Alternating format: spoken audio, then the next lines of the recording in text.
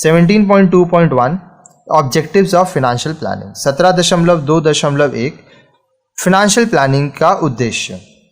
आइए, the main objective of financial planning are, financial planning का जो मूल उद्देश्य है वो ये है, to ascertain the amount of fix capital as well as the working capital required in a given period. एक निश्चित समय में आपको कितना फिक्स कैपिटल चाहिए, कितना वर्किंग कैपिटल चाहिए, ये निकालते हैं हम लोग फाइनेंशियल प्लानिंग में।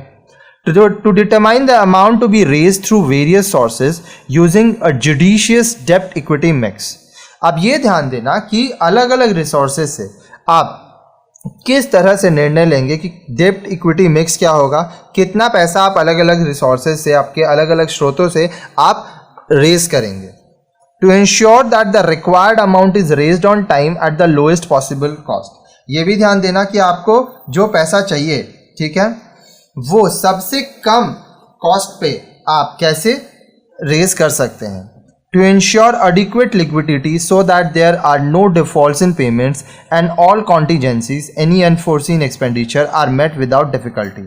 ये भी ध्यान देना कि कोई भी पेमेंट डिफॉल्ट ना रहे, ठीक है।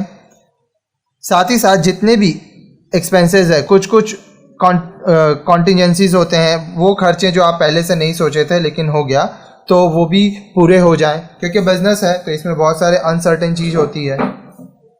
To ensure optimal use of funds so that the business is neither starved of funds nor has unnecessary surplus fund at any point of time।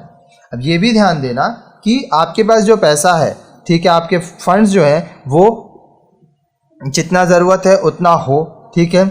ऐसा ना हो कि बिज़नेस करना है लेकिन हाथ में पैसा ही ना हो, और ऐसा ना हो कि आपके पास जितना ज़रूरत है उससे ज़्यादा आप बाज़ार से पैसा लेके रखें, क्योंकि देखिए अगर आप अननेसेसरीली अपने पास पैसा रखेंगे, ठीक है, उसका सही इस्तेमाल नहीं करेंगे, तो ये भी एक तरह का बिजनेस का लॉस ही होगा।